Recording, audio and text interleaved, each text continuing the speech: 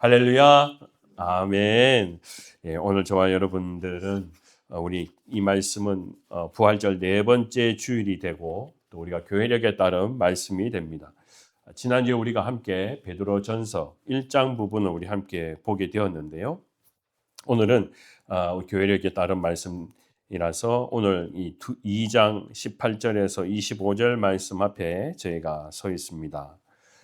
베드로전서를 제가 지난주에 설명을 하면서 베드로라는 사람이 누구에게 이 편지를 어느 지역에 있는 사람들에게 이 편지를 보냈는지 제가 잠깐 말씀을 드렸습니다. 그래서 우리가 1장 1절 말씀을 읽어보면 그 사람들은 본도, 갈라디아, 갑도기아, 아시아, 비두니아에 흩어진 나그네 같은 사람들이라고 말씀드렸습니다. 그리고 오늘 성경의 말씀은 사실 거기에 조금 더 집중해서 보면 이 사람들이 과연 어떤 사회적인 신분을 가지고 있었던 사람이냐라는 것에 대해서 오늘 우리는 주목해 볼 필요가 있습니다. 그래서 베드로전서나 베드로후서나 또 우리가 이 베드로 사도가 교우들에게 보낸 편지를 기억해 보면 딱 한 가지만 기억하면 됩니다. 단어도 쉽습니다. 베드로전후서 그러면 뭘 기억하면 되냐면요. 위로입니다. 위로라는 것을 합니다. 그래서 이것은 뭐 성경학자들이 이 성경의 말씀은 베드로전후서는 위로다 이렇게 한 게 아니고 제가 읽어볼 때 그렇습니다. 제가 읽어볼 때는 이 베드로가 왜 이 성경의 말씀을 우리에게 주는가? 그것은 사도로서 믿는 자들에게 주는 하나님의 권면, 위로, 그걸 전달하기 위해서 이 말씀을 기록했다. 그래서 제가 여러분들이 베드로 전서를 읽을 때가 이제 나 혼자 있는 것 같다, 힘들다, 외롭다. 그렇게 할 때 우리는 베드로 전서 후서를 읽으면 그때 말씀을 통하여 우리는 베드로가 가르쳐 주시는 또 하나님의 지혜를 통하여 우리는 위로를 받게 된다라는 것을 제가 여러분께 말씀을 드리고 싶습니다. 지난주에 제가 여러분께도 잠깐 다시 한번 언급을 드렸던 것처럼 로마 정부는요, 이스라엘 유대인들, 특별히 예수 믿는 사람들, 모든 사람들 그 로마 시티에서 다 떠나라. 예수쟁이들은 떠나라 해서 그들이 본도, 갈라디아, 갑도기아, 아시아, 비두니아 이렇게 흩어지게 되었다라고 제가 잠깐 말씀을 드렸습니다. 그들이 갔던 길은 로마 정부로부터 수천 마일 떨어진 그러진 흩어진 곳에 살던 사람들이었습니다. 오늘 성경의 말씀은 그 흩어진 사람들 중에 주로 그 흩어진 사람들이 과연 어떤 사람이냐라는 것에 대해서 주목하고 있습니다. 그래서 오늘 18절 첫 번째 딱 등장하는 단어가 무엇이냐면 사환드라라고 이야기했습니다. 이 참이 우리가 요즘 개혁 성경 개혁본이 굉장히 너무 쉽게 풀어서 쓰는데 사환드라 이렇게 이야기하니까 굉장히 사환드라 요즘 누가 이거 사환드라는 말 누가 씁니까 이제 그렇지만 굉장히 뭐라 해야 될까요? 친숙하게 그리고 유도리 있게 막 억지로 이걸 풀어서 사환드라 이렇게 한 것 같아요.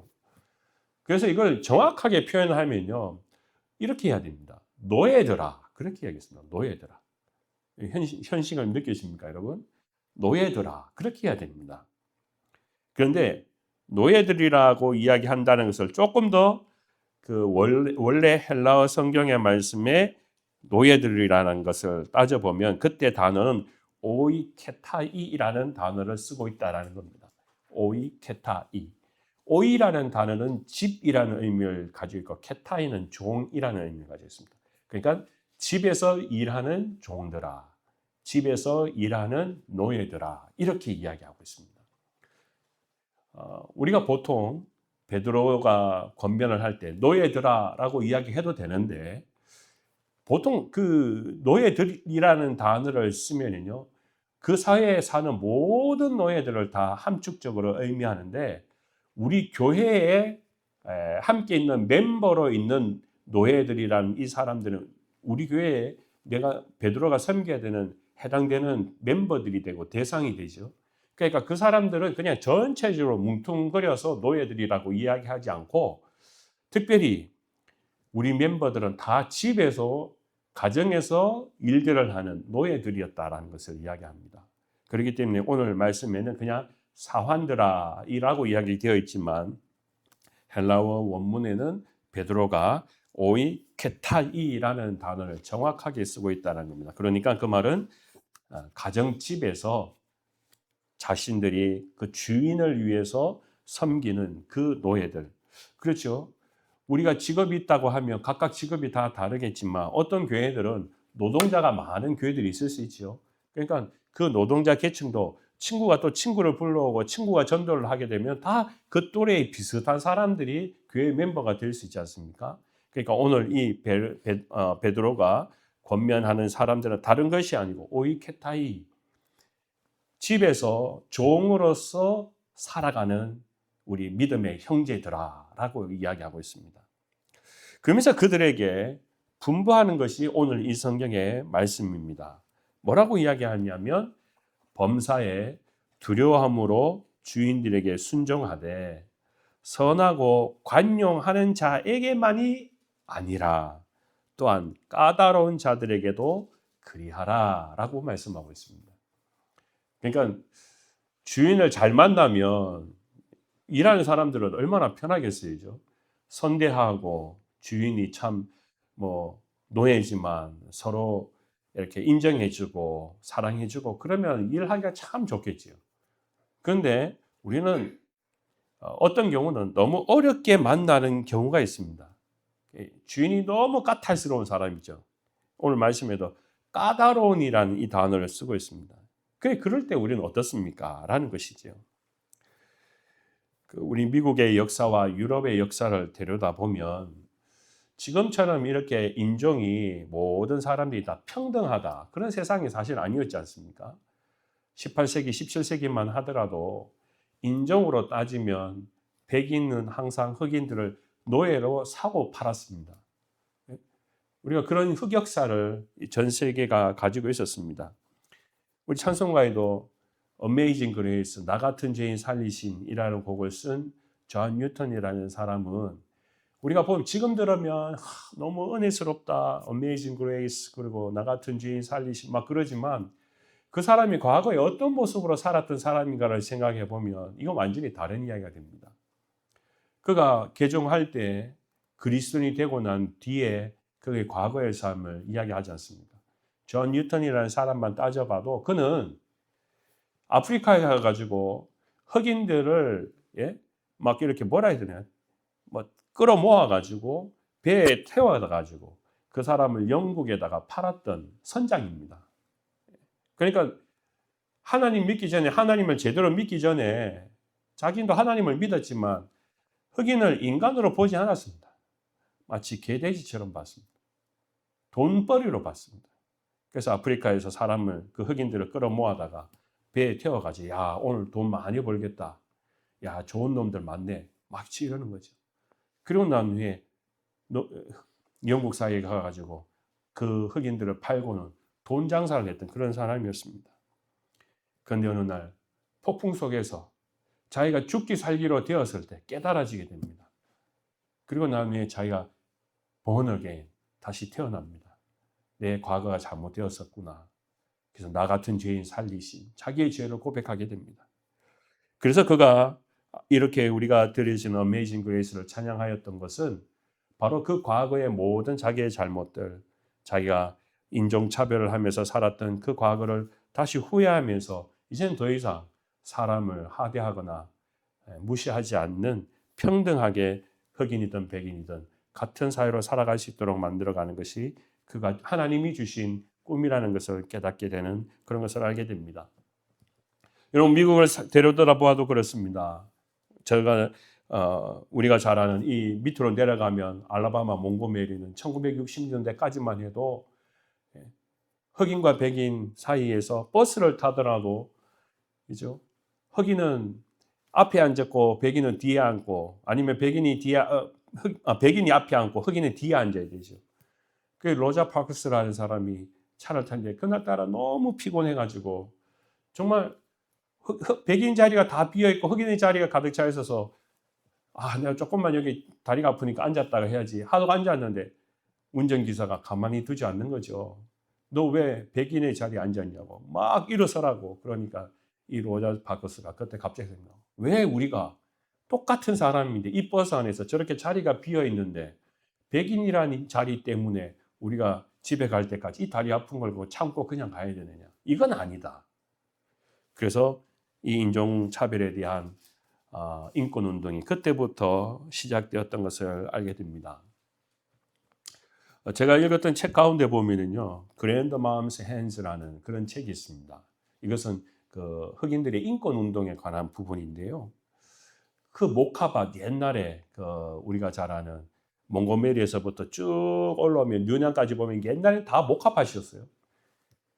정말 그때는 백인 지주들이 다 모든 모카밭을 가지고 있어서 이제 인권이라는 것을 따져볼 수 없는 그런 시대에 흑인들의 매일마다 모카밭에 가서 이제 모카를 따는 게 그게 주 업무였습니다. 시간이 한참 지나서 이제 모든 것이 자유함을 얻었습니다. 할머니가 이제 그 노예로 살아갔던 그 사람들은 이제 노인이 되었어요. 그리고 나중에 한번 책을 쓰게 되고 이제 이야기가 벌어지는 그 과거의 이야기를 하는 것을 제가 책으로 잠깐 읽었는데 이런 일입니다. 모카밭에서 매일마다 일할 때 어린 소녀에서 일을 하다 보니까 그 목화 그 나무에는요, 그 나무마다 그 목화 안에는 그 가시가 있대요. 근데 이게 장갑을 주지도 않고 목화를 따야 되는 거예요. 그러다 보니까 처음에는 어린 소녀의 손이었지만 매일마다 그 가시 속에서 목화를 따고 이렇게 하다 보니까 점점점 손은 피투성이가 되고 그러면서 일을 하다 보니까 이제 10년, 20년 되니까 가시가 이제 엔간해서는 손이 굳어가지고 그 느낌이 그렇게 없을 정도로 그렇게 흑인이 일을 했다라는 겁니다. 어느 날 자신의 손녀가 할머니에게 묻습니다. 할머니의 손은 왜 이렇게 딱딱하고 손이 뭉퉁해? 라고 이야기합니다. 할머니는 자신의 과거의 삶의 이야기들을 털어놓습니다. 그가 오랫동안 목화밭에서 일을 하다 보니까 이렇게 손이 예쁜 것이 아니라 고운 것이 아니라 남자 손처럼 뭉퉁하고 보기 흉한 그런 손이 되었다, 그 이야기입니다. 아마 이렇게 해서 우리가 살아왔던 이 과거의 미국의 삶 가운데는요, 분명히 인권에 관하여서 백인은 주인으로서 흑인들은 하인으로서 일했던 이런 관계가 있었습니다. 오늘 이 성경의 말씀을 베드로를 통하여서 우리가 생각해 보면, 제가 만약 하인의 입장이라면 오늘 말씀에 상한들아 하고 집에서 일하는 종들아 이야기했을 때 성경은 어떻게 우리에게 우리의 마음을 위로하면 좋을까라는 것입니다. 저는 개인적으로 생각하면요, 베드로가 마치 이 시대의 잘못된 문제들을 해결하기 위해서 내가 이 문제를 해결하겠다, 마치 이 사회의 부정과 비리와 또 잘못된 차별을 없애겠다, 그렇게 해서 너희가 깨어나라, 일어나라, 그래서 인권운동을 시작하자, 베드로가 그렇게 권면하고 있느냐라는 것을 생각해 보면 전혀 그런 이야기가 아니라는 겁니다. 그래서 참 이상합니다. 지금 우리가 살아가는 관점으로 들여다보면 오늘 이 베드로전서에 기록된 말씀을 생각해 보면 어떻게 하랍니까? 자기에게 안 맞는 까다로운 자에게도 순종하라, 그렇게 이야기합니다. 마치 억압을 받고 있어도 뭐라고 합니까? 순종하라, 그렇게 이야기합니다. 사실 이게 말이 안 되는 거죠. 그래서 그 당시에 이 사상가였던 세네카라는 사람은 이 베드로전서에 기록된 말씀을 통하여 이렇게 이야기합니다. 베드로는 한 인간이 가지는 사회적 신분과 직분이 어떠하든 그것에 대해 불평해서는 안 되며 반감이나 화낸다는 것은 자신을 고통으로 이끌어낼 뿐이다. 정치 세력과 지배 세력의 반기를 들면 들수록 더 큰 억압과 압제만이 가해지기 때문에 베드로는 반항하여 투쟁하기보다 복종하는 것이 오히려 유익하다고 생각했다라고 평가를 했습니다. 그러니까 이 세네카라는 사람이 보았을 때 베드로는 도저히 이해할 수 없는 인물이라는 겁니다. 마치 그 시대의 사환들이 고통받는 것을 풀어주는 것이 하나님 아닌가. 그죠? 또 우리가 구약의 성경의 말씀을 억압받는 자들을 풀어주시는, 신원을 풀어주시는 분이 하나님이신데, 베드로는 오늘 이 성경의 말씀을 들어보면 까다로운 자에게도 그렇게 하라. 어떻게 하라는 겁니까? 그에게 순종하라 이야기하고 있다는 겁니다. 이게 우리가 살아가는 이 세상과는 좀 다른 이야기가 됩니다. 여러분, 저는 이 까다로운 단어를 한번 더 생각해 봅니다. 이 까다로운이라는 단어는 성경 원문으로 보면은요, 구분, 비뚤어진, 성격이 비정상적인이라는 의미를 가지고 있습니다. 그러니까 주인이 항상 올바르지 않다라는 겁니다. 주인은 때때로 자기 마음대로 삐뚤어진 생각으로 주인이 원하는 대로 하라고 하면 그때 종이 그 말도 다 들어야 되냐? 우리는 이것을 이 사회를 생각해 보면 상당히 큰 갑질이라고 이야기할 수 있습니다. TV에 보면 그런 내용들이 참 많이 나오죠. 뉴스에 보면 갑질한다, 갑질한다 그런 이야기 나오지 않습니까? 이 갑질의 대표적인 예가 있습니다. 여러분 기억하실 겁니다. 대한항공의 조현아 씨라는 사람이 그때 당시에 부사장인데 아버지가 회장인가 그렇죠. 그러니까 뉴욕에서 비행기를 타고 집으로 이제 서울로 가려고 하는데 퍼스트 클래스에 앉아가지고 이제 서비스를 딱 받는데 땅콩이 자기가 마음에 들게 나오지 않았습니다. 그래서 땅콩 서비스가 왜 이렇게 나오냐 막 그러면서 비행기를 가기도 전에 막 실랑이가 벌어졌습니다. 그래서 했던 것이 무엇입니까? 조종사에게 비행기 돌려 그렇게 했지 않습니까? 이거는 우리가 뉴스를 들어봐서 너무나 잘 아는 그런 내용입니다. 비행기 돌려. 거기에는 많은 다른 사람들도 같이 비행기를 타고 집으로 오는 그런 길입니다. 그럼에도 불구하고 이 비행기가 내 비행기라. 우리 아버지 비행기다. 비행기 돌려. 그래가지고 완전히 미스 메디어에 몰매를 맞았습니다. 이것이 바로 까다로운 주인이 아니겠습니까? 이죠? 주인이 원하는 그 하나하나에 잘못되면 자기 마음대로 비행기를 돌릴 수 있다면 오늘 우리 그리스도인이 그런 사람을 함께 주인으로 오너로 섬긴다면 우리는 어떻게 해야 되는가? 우리가 한번 곰곰이 생각해 보아야 됩니다. 또 이런 일들이 있었습니다. 비행기를 타고 집으로 돌아가는 길에 퍼스트 클래스에서 이제 앉아 이제 서비스를 받는데 어떤 사람이 라면을 끓여 달라 했다라는 겁니다. 승무원이 라면을 끓여서 가지고 왔습니다.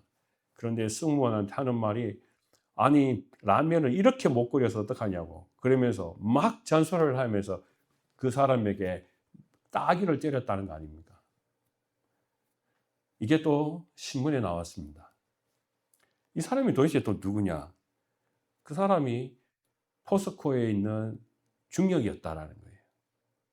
그러니까 우리가 살아가는 데 있어서 어느 정도 자기가 우리 사회에서 말하는 좋은 위치, 직업이 좋은 사람, 또 어느 정도 경영자의 위치에 있으면 마치 모든 것이 다 내 마음대로 내가 해도 되는 것처럼 행사하는 일들이기 때문에 이게 갑질이고 정말 까다로운 사람이죠.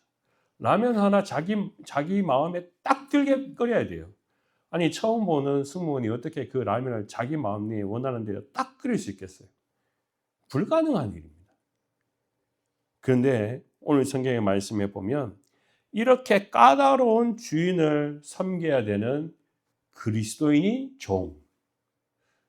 저 같으면은 야 때리치워라.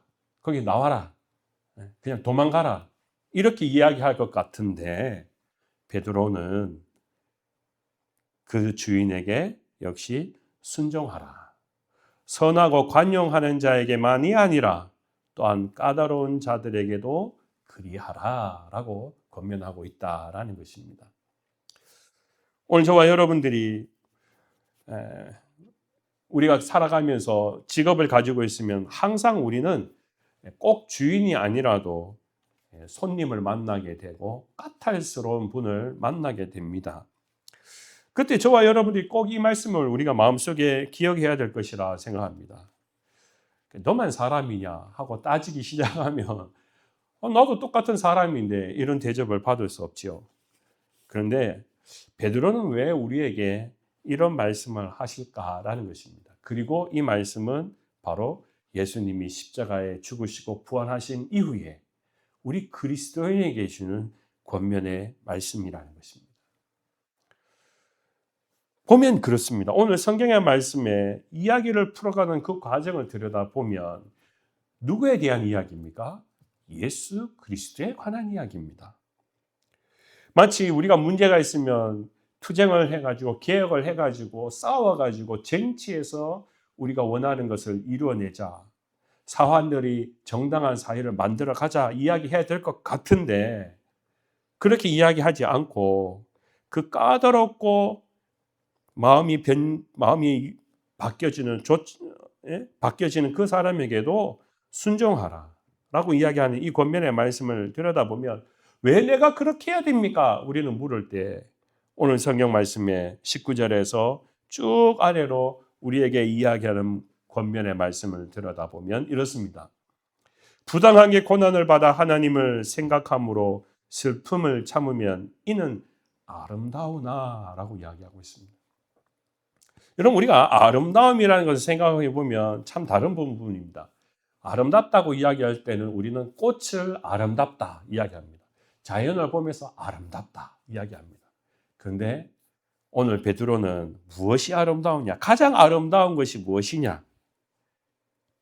영적 관계에서 참아내고 고난을 당하면서도 인내하는 것, 그것은 세상의 꽃보다, 세상의 자연보다 아름답다라고 이야기합니다. 이것은 완전히 우리가 눈으로 보는 아름다움의 개념과는 다른 것입니다. 보이지 않는 아름다움입니다. 우리 그리스도인으로 살아가는 데 있어서 내가 고난을 참고 인내하는 것이 이것이 아름답다라고 이야기합니다. 그런데 이것은요, 오늘 말씀에 그 아름다움을 다시 풀어가는 것이 20절 말씀입니다. 선을 행함으로 고난을 받고 참으면 이는 하나님 앞에 아름다움이라.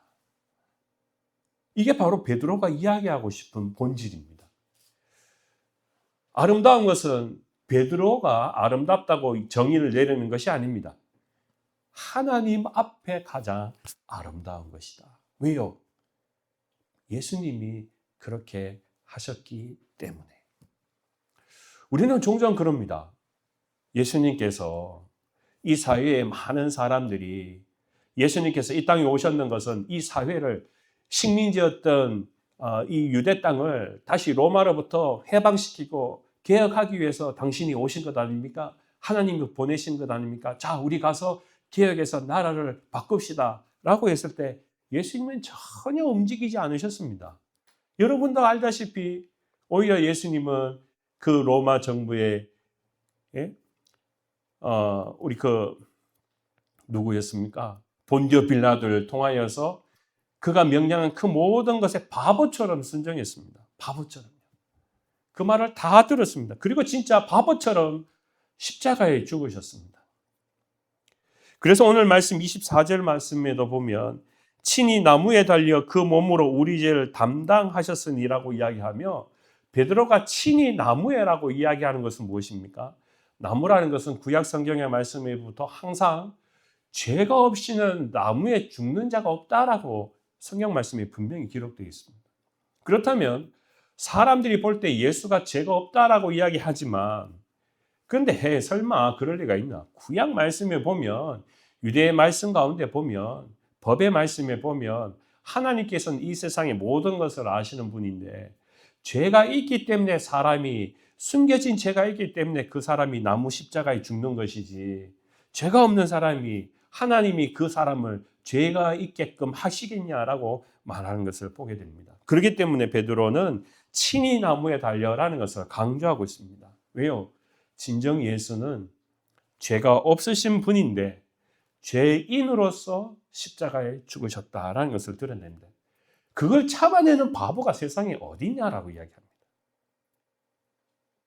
로마 병정들 앞에서 나는 죄 없는 사람이다 라고 이야기하셔야 되는데 예수님은 전혀 아무 말씀도 안 하셨다. 23절 말씀에 보면 욕을 당하시며 맞대어 욕하지 아니하시고 고난을 당하시되 위협하지 아니하시고 오직 공의로 심판하신 이에게 부탁하시며 라고 말씀하고 있습니다. 그러니까 예수님이 이겨낸 이 십자가는 23절에 욕을 당하시되 맞대어 욕하지 않으셨다. 고난을 당하시되 위협하지 아니하셨다. 이 두 가지가 얼마나 우리에게는 어려운 일인가를 다시 오늘 말씀을 통해서 우리가 생각해 볼 수 있습니다.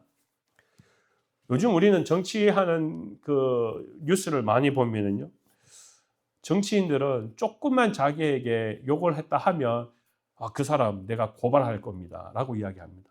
고발하지 않으면 너 잘못했으니까 너가 가만히 있는 거지 라고 이야기하게 되니까 조금만 내가 잘못한 거 없다 싶으면 무조건 고발하는 겁니다. 그래서 고발장 들고 경찰서를 찾아가 나는 죄가 없습니다. 저 사람 고발합니다. 저 사람 죄가 없는가 보다 고발하는 거 보니까 우리는 이제 그런 사회가 되었습니다. 가만히 있으면 그 사람이 죄 때문에 그 사람이 뭔가 숨기기 때문에 그렇구나. 우리는 다 이해합니다. 오늘 말씀을 생각해 보십시오. 욕을 당하셨습니다. 그런데 그 욕을 맞대어 욕하지 않으셨다. 바보니까요. 뭔가 잘못한 게 있으니까 욕하니까 욕을 안 하는 거지. 고난을 당하면 왜 고난을 당해 바보처럼. 위협하지 않아. 왜 위협하지 않아? 하나님의 아들인데. 마치 저 같으면은 예수님께서 고난 당하신다. 내가 고난 당한다면 두고 봐라. 내가 십자가에서 죽고 난 뒤에 부활하고 너를 꼭 찾아와서 가만두지 않을 거다. 이렇게 위협해야 되는 건데 예수님은 전혀 그런 위협도 하시지 않으셨다. 그렇게 말씀하시는 것이 오늘 말씀입니다. 오늘 사환들이 집에서 종으로 주인을 섬기는 이 사람들이 해야 되는 마음의 가짐, 그것은 그 까다롭고 다루기 힘든 그 손님, 주인에게까지도 너희가 예수님의 마음을 본받으라 라고 이야기하는 거예요.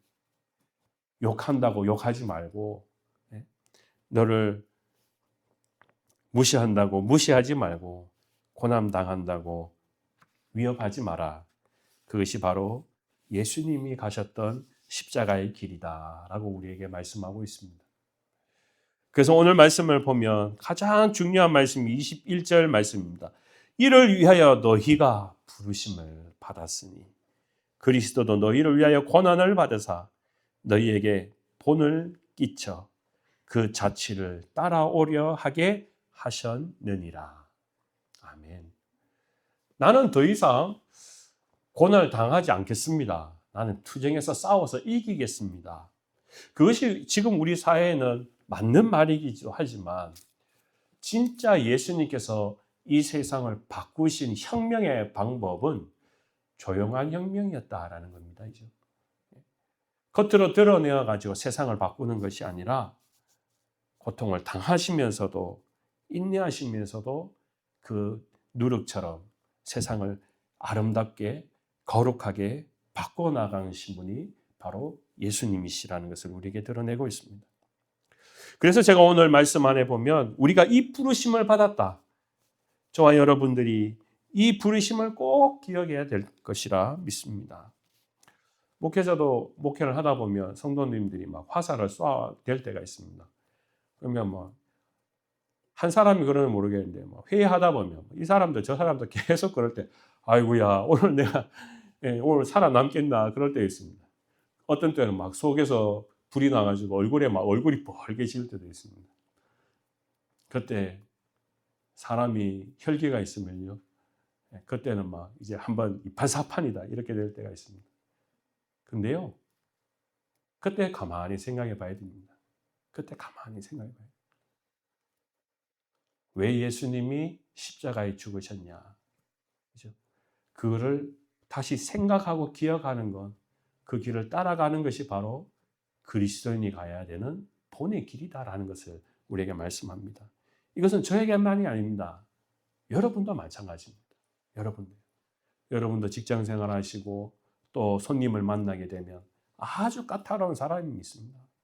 땅콩 하나 가지고도 비행기를 돌리는 그런 사람 얼마나 까다로운 사람이겠습니까? 라면 한 그릇 잘못 끓였다고 승문을 때리는 그런 사람 얼마나 까탈스러운 사람입니까? 그런데 그 사람을 바라볼 때 예수님의 마음을 본받아서 내가 순종할 수 있는 것, 그게 세상의 사람들이 봐서 미련한 사람, 바보 같은 사람인데 오늘 성경의 말씀 베드로는 우리에게 그렇게 권면합니다. 왜요? 세상을 더 진실하게 바꾸기 위해서 우리가 변질되지 않고 예수님을 쫓아가자. 그 발자취를 따라가자는 것이 바로 교회이고 저와 여러분에게 주어진 하나님의 부르심이라고 말씀하고 있습니다. 오늘 이 그리스도를 본받아라는 단어를 그래서 저는 여러분과 꼭 기억하기 위해서 이렇게 주보를 보시면은요.